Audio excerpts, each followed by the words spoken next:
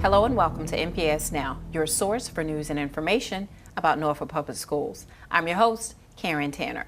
And with us today is Dion May. She is a teacher specialist with learning support, and Tiffany Stevens, senior coordinator in learning support.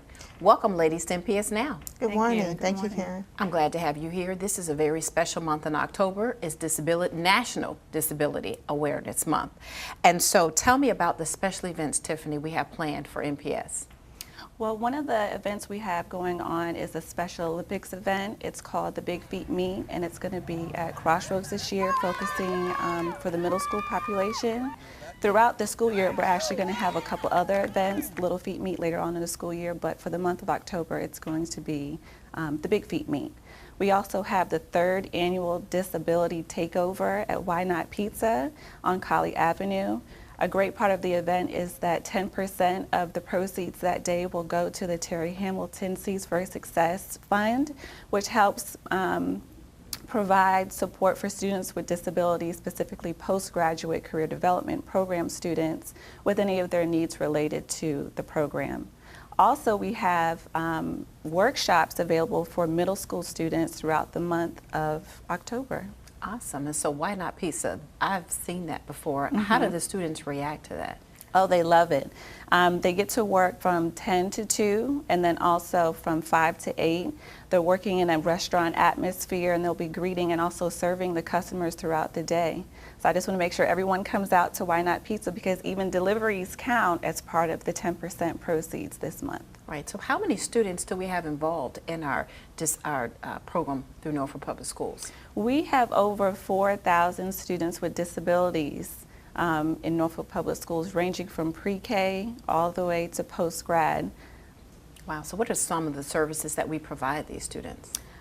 For high school, we have a career development program. We provide travel training that allows them to use the public transportation available throughout Norfolk. We have preschool programs and, of course, middle school programs, specially designed instruction, everything from services related to math, English, science, social studies, anything like that. But we also have related services, things like occupational therapy, physical therapy, speech therapy. So we have many, many services available to all of our students throughout the school district. And Dion, how do we help our students with disabilities for life after attending Norfolk Public Schools? Well, Karen, we have so many different wonderful activities and programs for our students. We offer a career development program for our high school students. The students work on career readiness skills, and then they also participate in WorkBased Learning internships. They're unpaid internships out in the community. We also offer that for our post-secondary career development students, and those are our students who graduated with an applied studies diploma but are still eligible for services up until their 22nd birthday. So they participate in classes on academics for the workplace, employment classes. We teach self-determination and independent living, and then they're also out in the community doing unpaid internships with some of our business partners. Who are some of those business partners that they're with? Okay, some of our business partners that we currently have, we have, of course, Why Not is one of our business partners. We have the Boat School. We have TJ Maxx. We have students that work at the airport, Botanical Garden, Golden Corral, Willard Model School, and a variety of other places in the community. Yeah, tell me about Project Search. Project Search is, we've worked on Project Search.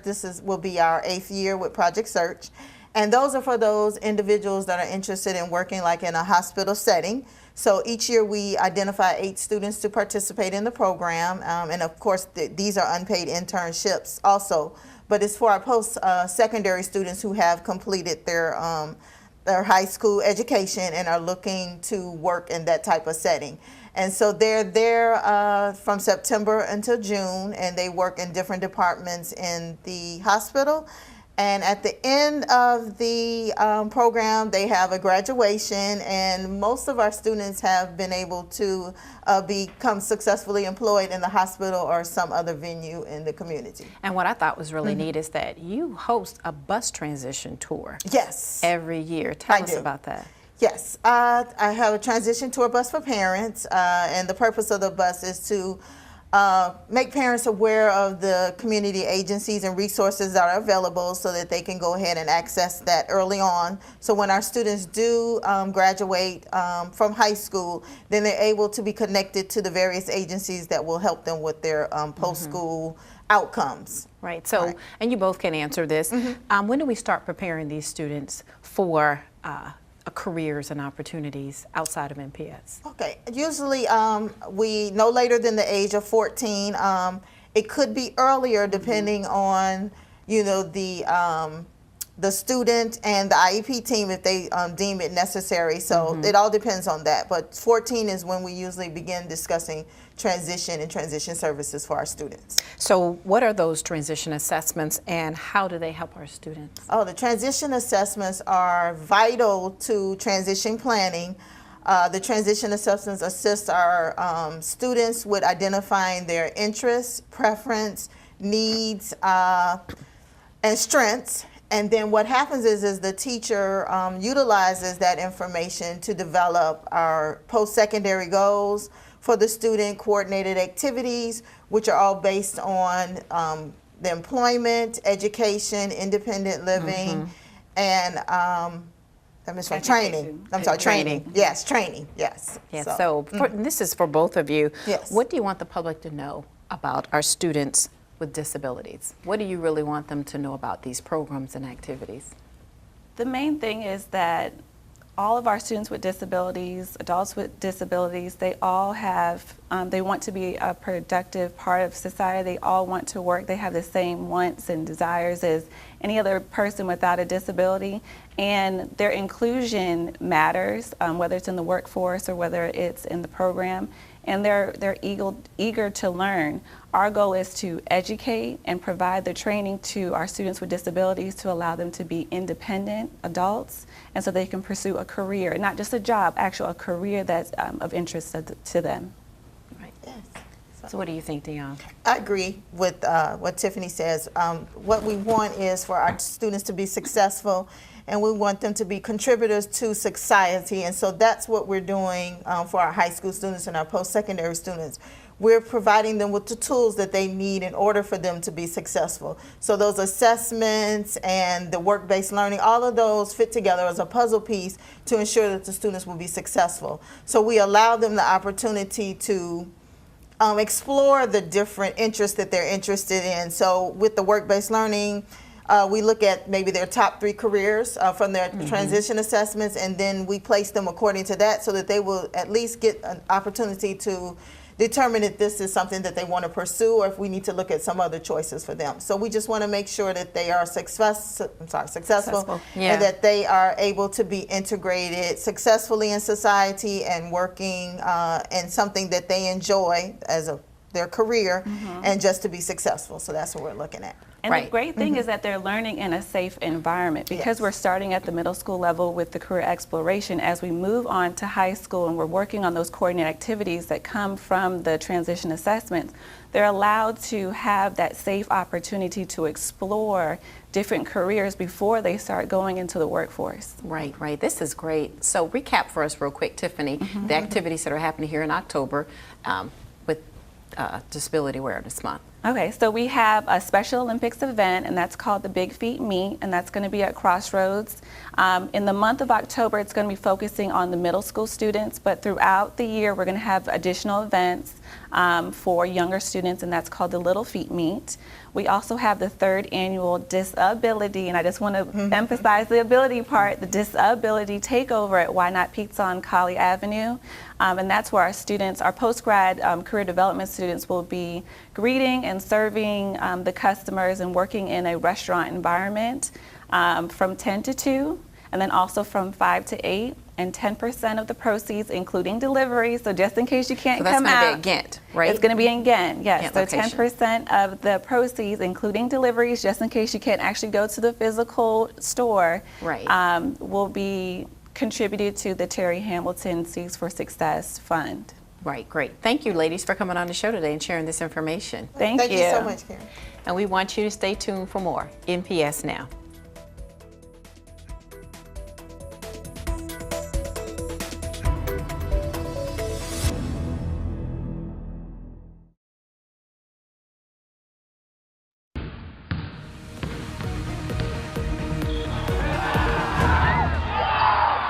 Welcome back to NPS Now. I'm Steve Sutmiller, Senior Coordinator of Athletics. Today, we have Tommy Staples, the Athletic Director from Granby High School. Welcome. Welcome. A veteran of the show. So Thank you. Thank you. Always a pleasure to be here. Tommy, you know, we have you down here to talk about sportsmanship, and sportsmanship is a big deal in athletics today. And you're on the sportsmanship committee with the Virginia High School League, so we thought, what better person could we have here to talk a little bit about sportsmanship and how important sportsmanship is to everyone involved in athletics. So from an athletic director's standpoint and point of view, what does sportsmanship mean for your school and for Norfolk Public Schools?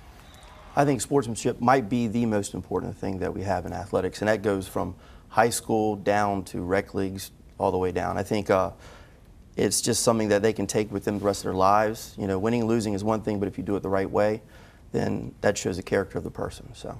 Okay, so to show good sportsmanship, what do coaches have to do? What do parents have to do? What do players have to do? And what do general fans have to do?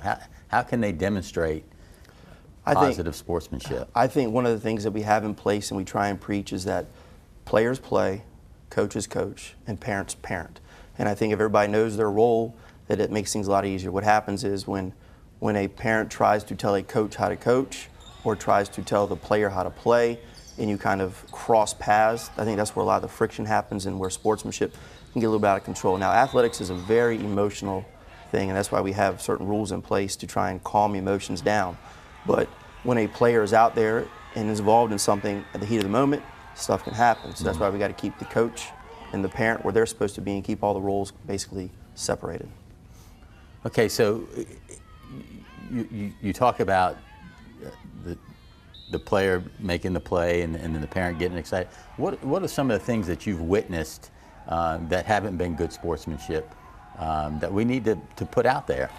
Well, I mean, you got the major things such as fights, and I'm not just talking about fights during the game, fights in the stands, fights with parents, fights where parents are yelling at coaches, and it could be even, those are the severe things. It can be even something more minor like a parent in the stands just yelling over top of the coach about telling the kid how to play. So now you have the kid not knowing what to do. He's looking at his dad, he's looking at the coach, he doesn't know what to do, and he's a little confused, and I think that's just as severe as almost a fight. So. Yeah. So, I mean, I know Norfolk Public Schools, what we try to do for the coaches, we require them to take a sportsmanship class annually. But what else can we do, you know, for the coaches, but obviously for the parents and the athlete? What things could we do? I mean, with the athletes, it's something that we can constantly push through just meetings and just talking to kids off to the side. They're more controlled. The parents are the ones, or even just spectators in general, they're the ones that you got to really reach at the game. I mean, that's the reason why we have police officers at games, and that's a terrible thing to say, but you got to have them in case stuff happens. And like I said, the emotions can get very high, and you just try and, as they walk in, tell them, hey, make announcements. You just constantly remind them of their role. Okay, so let's unfortunately let's talk about something that's negative. What if a parent crossed that line, came out on the field? What would happen to that parent in that instant? Well, I think if they cross the field, we're beyond having a conversation with them. What you would probably do is have an officer come over, talk to that parent, and probably escort that parent outside the stadium with no refund. And then, you know, what happens after that can happen between the principal. I've been a part of actually writing letters home banning that parent from ever coming back to events. So it can get pretty heavy and pretty heated, and so that's why you have things in place. Okay. So you mentioned that they're up in the stands, they're yelling back and forth. But what if you have that one parent that just won't let it go? Can we go up and try to diffuse that? I mean, who does that at a game? Is it the athletic director? Is it the coach? Is it the police? It's definitely not the coach. Keep them separated. That's what we try and tell them. If they have an issue, call us over. I like to take control of that. And I have been up in the stands by myself to talk to certain parents. I've had an officer follow me up in the stands to talk to parents. And that's kind of the first step you take. You want to try and follow some kind of protocol, so if something does happen, you at least have things in place. And then if they're so out of control, then you take them out and you try and meet with them after things have calmed down. Yeah. Maybe the next day, give them a call, say we need to meet and talk about things. And if you can't follow our rules, then you can't be part of the game. So you have an athlete on the field, they're performing, they're trying their best, but they hear this, they have their parent, they have somebody that's just not doing the right thing. What does that effect have on the athlete itself? It's a very negative effect, and right now I'm dealing with it not just as a high school athletic director, but also as a parent myself. My kid's involved in rec sports, and I see the parents, the way they act at rec sports.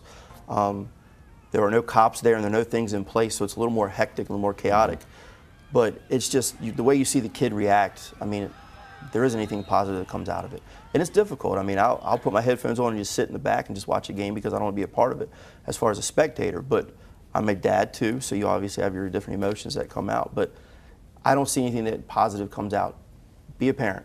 Take your kid home in the car ride, talk about the game, take them out to dinner, talk about the game. That's the place and time to do it, not during the game yelling at them. Okay. So I know we try to promote the sportsmanship at events, at meetings, and whatever. But what do we do? I mean, from an athletic director standpoint, what kind of announcements are made? When are they made? How often are they made?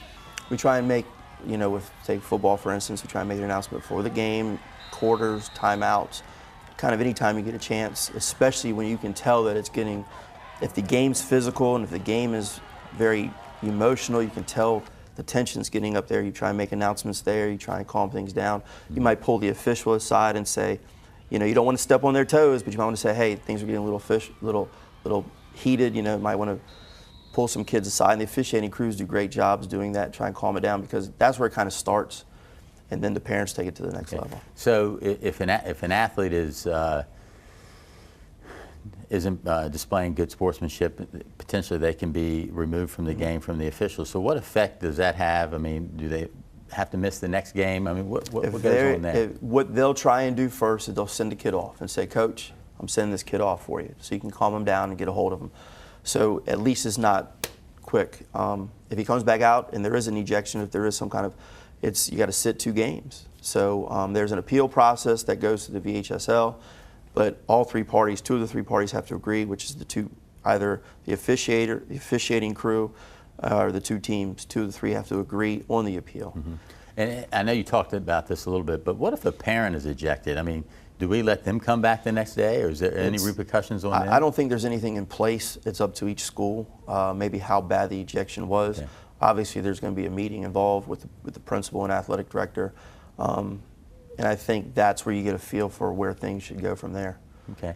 Well, Tommy, I mean, sportsmanship is a big thing in Norfolk. We want to display positive sportsmanship.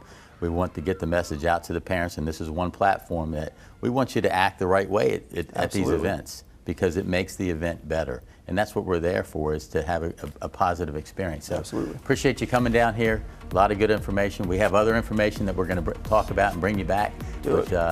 Sportsmanship is very important. So Thank you for coming down here. Thank you. Right. More NPS Now after this.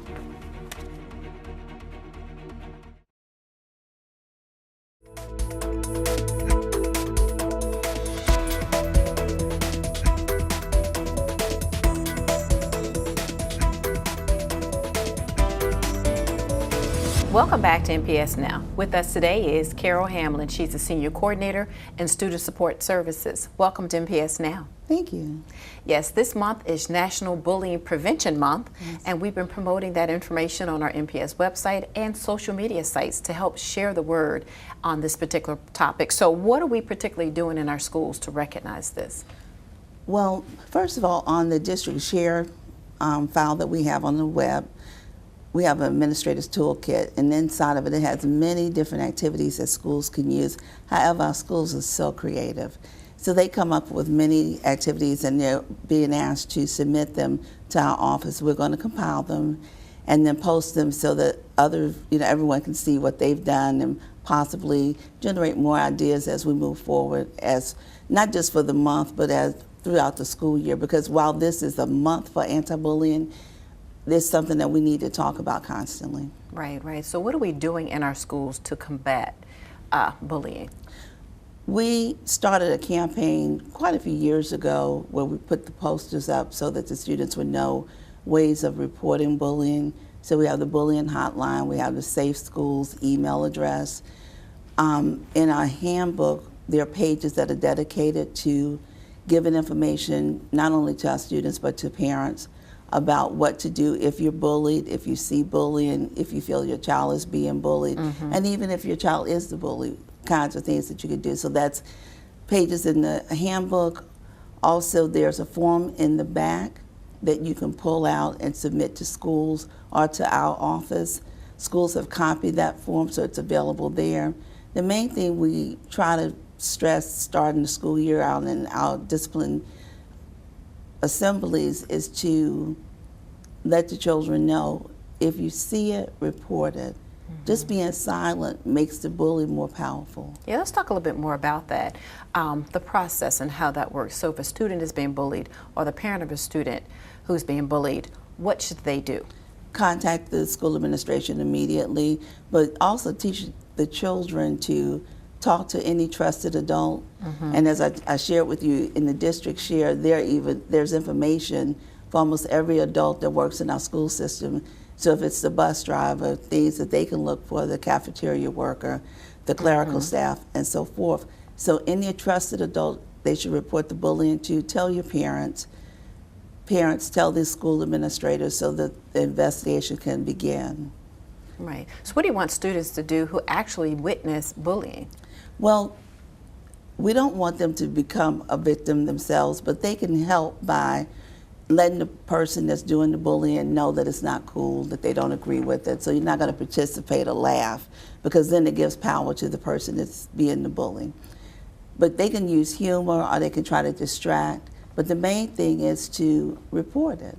And so, as I said, there are many different ways. So you can even be anonymous. A lot of times kids worry about getting the stigma of being a snitch because they told. Right. You don't have to worry about that.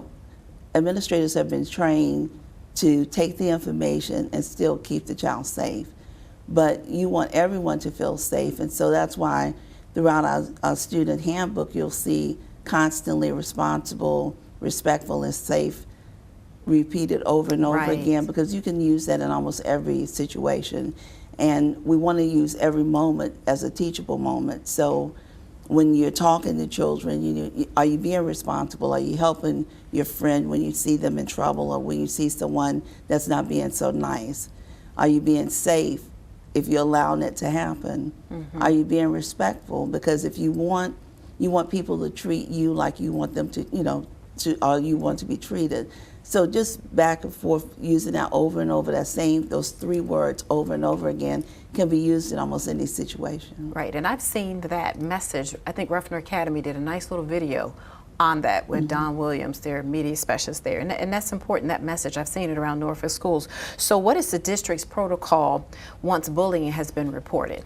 Well, once it's reported, first of all, we always say that it's to the school staff, let the people in the building know what's going on. A lot of times kids and parents will think, well, you know that it took place. If you don't tell us, we don't know. Okay, so once it's reported, then an investigation is started. And of course, we're going to talk to the victim first so that they can tell us exactly what happened. Most of the time, they can tell us other children that may be around, and we talk to them, and then of course, we talk to the alleged bullier. At that point, it kind of determines what we find and what the next steps are. The parents of both the victim and the child who's the alleged bully, will have to be contacted. But you want to see how you can help mend that relationship if possible. But if not, we deal with consequences if it's warranted, but also relationship building. And there's also cyberbullying. Do you see that as a big issue in our schools? Well, cyberbullying, the one thing that we always tell students is that if you're being bullied at home, don't respond to it. Tell someone immediately, tell your parents, tell your friends so that they know that it's going on.